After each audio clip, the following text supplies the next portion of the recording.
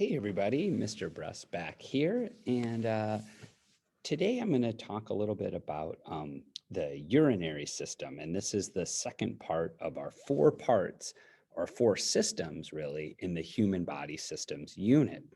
And I'm going to try to go through this a little bit. As I would have said in class, um, yesterday when you watch this video, or by the time you're watching this video, it probably would have been yesterday, that I would have said in class is that when in this unit, I'm gonna be talking kind of about how the system works and what it does for the body. Um, what I'm going to be asking you on the test is to be able to identify structures and to be able to determine the function, to identify the function of those structures. So it's a little bit more memorization, recall. And unfortunately, that's kind of the nature of anatomy and physiology at this point. We need to all kind of be speaking the same language and be talking about the same parts of our body, the same structures, so that we can then understand a little bit more deeply later on how they integrate and work together. Um, but as like a lecture series, that's like or like a lecture, that's pretty boring just for me to identify the structure. So I'm going to try to talk about it in a little bit more broader context. But your job is really to be able to identify the structures and to determine their function. And of course, there's a practice test that you can go through and you'll know exactly what I mean when I say that. So the system that we're talking about today is the urinary system. And in years, gosh, I don't even know how many years I've been studying biology, biochemistry, physiology, anatomy. This is one of those systems that is kind of a blind spot for me. I don't know a whole lot about it. Um, the urinary system, what it's for is the major unit of it is your kidneys. And sometimes people say that your kidneys sort of filter your blood, and to a certain extent that's true.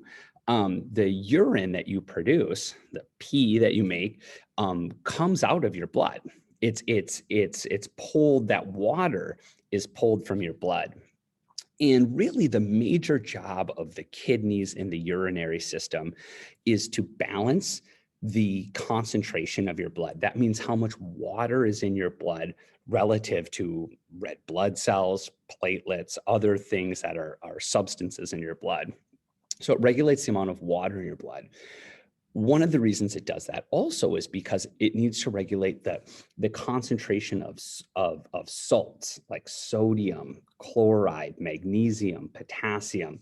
That concentration of salts, especially sodium and potassium, is critical for functioning of your brain for one, but all of your cells need a balance, need that sodium and potassium concentration to be very well regulated. That's huge because everything in our cells is based off of pumping ions and bringing them back into the cell. And if that concentration of potassium and sodium is off, it messes up that whole thing, and our neurons can't function properly. They can't send signals to our diaphragm to contract. Our bodies can't work. So kidneys, the balance of water and salt is a critical function of our kidneys. And the other thing that it regulates, just for now, I'm kind of oversimplifying. One of the other things it regulates is the amount of nitrogen in our body. So nitrogen, too much nitrogen can be toxic. Some of you that have fish tanks might know that fish excrete nitrogen, urea. And if you don't change your fish tank every so often, then it gets to be a toxic condition. And that's because of the nitrogen. That's an element. And that's released from the fish. And nitrogen for us comes from proteins that we eat. So amino acids that make up proteins have nitrogen in them. And when proteins get broken down, or we take in more protein than we actually need, like if you've never seen one of those people that's like bodybuilder dude and or bodybuilder girl who goes to like GNC and gets those humongous powder things and scooping protein into everything that they do. GNC is super happy that you do that because you pee out most of that. Americans in general get way more protein than we need. And there's certain conditions where you might need extra protein, but for the most part, we take in way too much protein and we need to get rid of that nitrogen. And that's one of the other jobs of the kidney. So that's just a little overview of the urinary system. And there's really only a few components to it. So let's get at and see if we can identify those components. And what I'm going to do is I'm going to go into Canvas and we're going to pull out the graded practice is what I'm calling it for today. And this graded practice is really useful for two aspects. First of all, you get 1.25 points, right? Because there's only 4 of them. And remember, you get 5 points of homework for each unit. So 1.25 points times 4 gets you those 5 points. The other thing that's probably more important is you can use these. You fill these out, and now you have a ready-made study guide for the test. And this test will be so straightforward. And I'm expecting everyone to get all of the points on this test, to get 100% on this test. So I'm moving in here to the modules. There's our genetics unit, there's our evolution unit we just finished. And when you all will be watching this would be Friday the 12th or sometime after that. So clicking on the urinary system, and here is our urinary graded practice. My iPad's running a little slow here. Here we go. I'm going to download this and then move it over to Notability. So I'm going to download this. Awesome, there it is. And create a new note and sending it over to Notability. And let's go over to Notability and we'll open this up here. All right, so these are the six structures that we need to know for the urinary system test. And here's the diagram right here. So I'm going to write in here so that this one here is pointing to, these are the kidneys, these like red sort of concave bean-like structures. This is a kidney. And I will have said this in the digestive unit, but imagine when you're looking at by convention, by the way everyone does it, is if you're looking at an anatomical structure and there's not other specific directionality in there, you're looking at it like you're laying on there. So this actually is the right kidney. It's as if you're laying back on there. And this one here then is the left kidney. And, you know, the kidneys are, they are the functional units of the urinary system. They house these things called the nephrons, which you can watch in the videos that I've put in the study guide.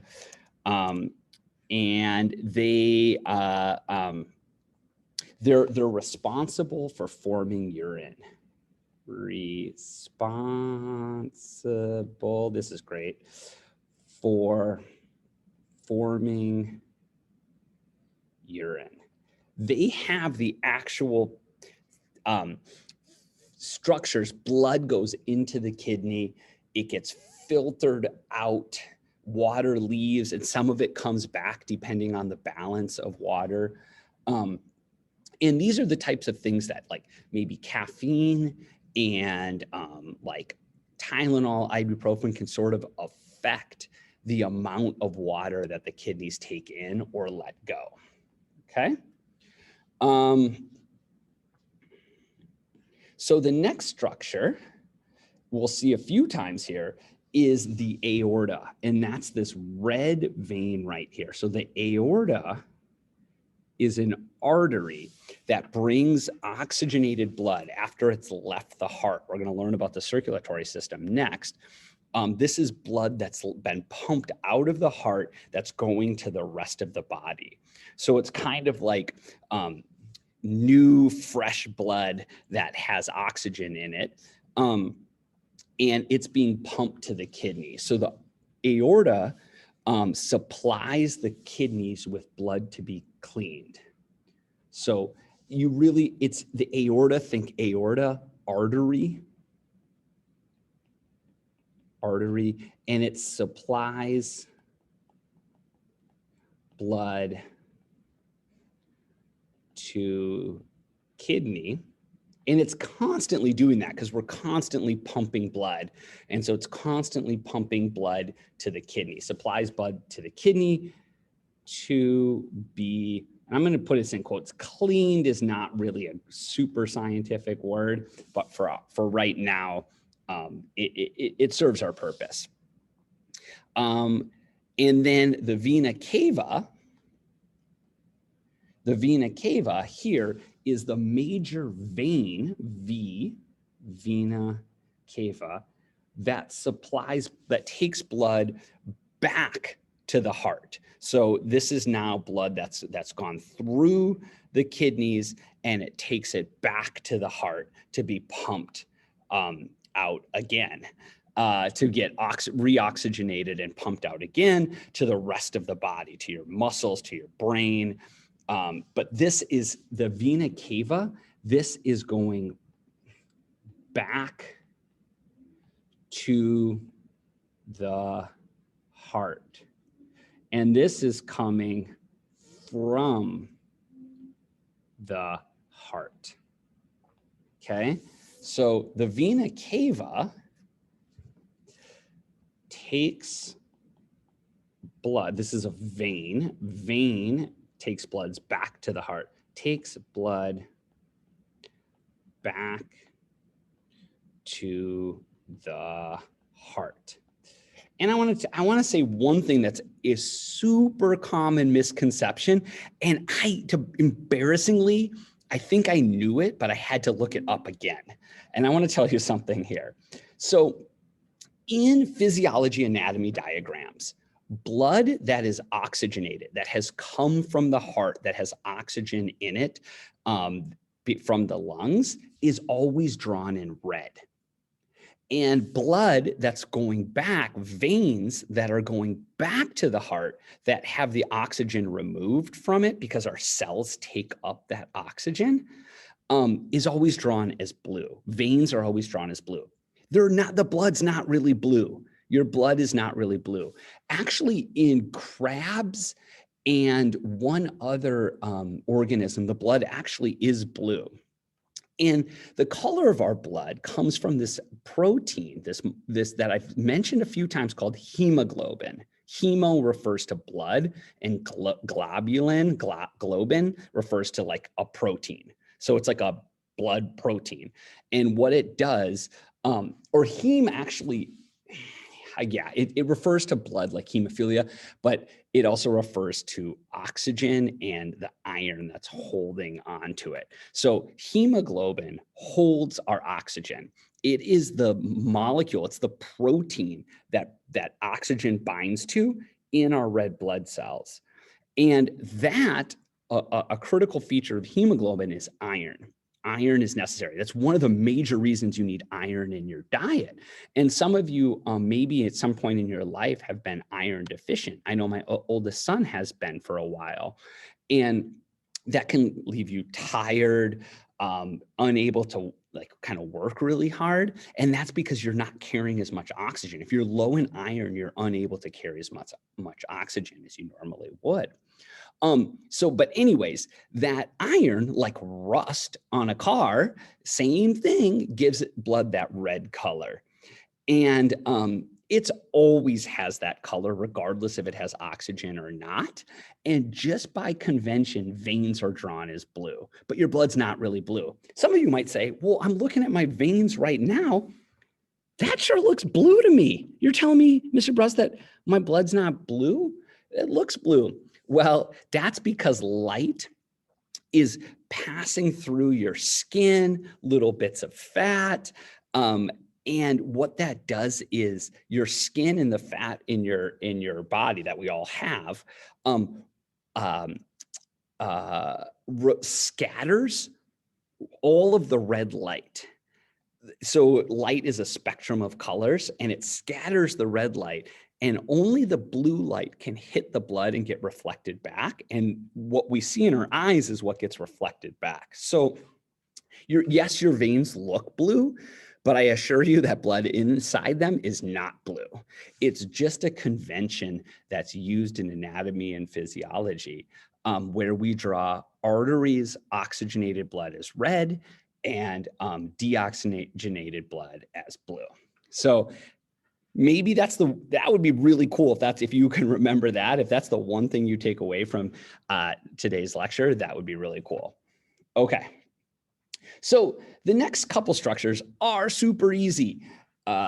These little descending structures here on both sides, this one here and this one here, are known as our ureters or ureters. And they have a pretty simple function. They just carry urine from the kidneys to the bladder. So and I just want to get the exact, they carry urine from the kidneys to the bladder. That is it. Carry urine from the kidneys to the bladder. And to be precise, it's the urinary bladder. A bladder just means something that holds something, right? Like, I don't know, any of you that are mountain bikers and you have like that Camelback with the water pouch back there, maybe hikers or runners, that's called a bladder too. A bladder just means it holds fluid. And so where is that? Well, here it is, right here is the urinary bladder. Urinary bladder. This just holds your urine. You all have probably said this word before. You probably didn't say the urinary part of it, but you're like, my bladder's full. I can feel my bladder, right? And sometimes as you collect more and more urine, that bladder expands, pushes on some probably, and I don't know this exact physiology to be honest, but I'm guessing, and I think I'm right, is probably hit some sort of mechanical receptor. So as your bladder stretches, there's these little, kind of proteins along the outside of the bladder.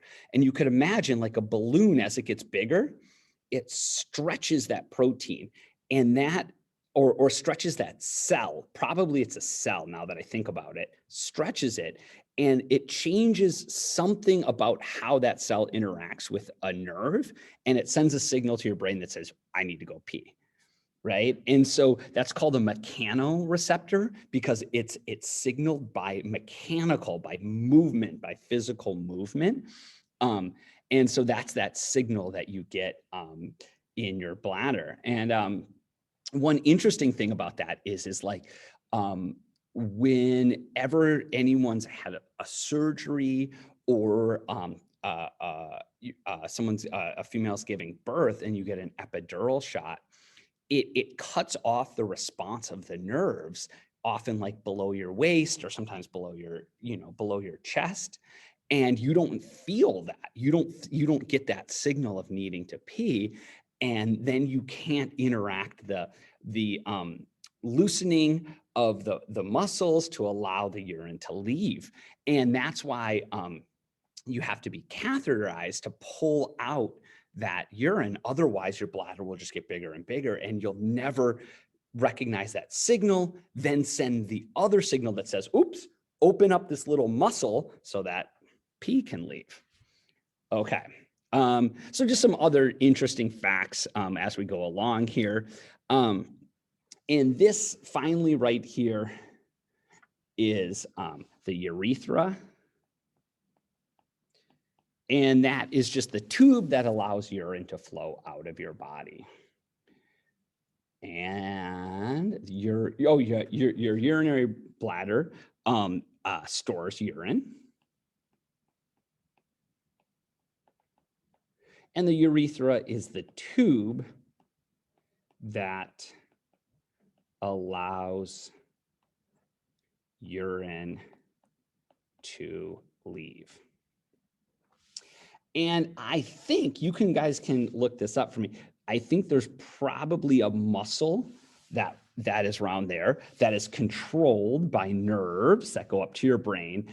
And when you relax that muscle, when it opens up, then urine can flow through. And that's that nerve that if you've had an epidural or you've had some other anesthetic down there, that you can't allow, that nerve doesn't work. The signals to that nerve is cut off. And so you can't relax that muscle and allow urine to leave your body. And that can become a problem. And doctors know that and they account for it. So there's so much more interesting things about the urinary system. And a few of those videos that I've put in the study guide get at this a little bit more. But for the test, for what you need to know and for your own knowledge to be able to now learn new information and be able to put that information to a structure and start building this understanding of how the human body works. This is all we need to know for this is the names of these structures, their function, and how to identify them in a diagram. So I hope this is pretty straightforward, and I hope you get inspired with some curiosity to learn a little bit more about this. All right, see you all next time.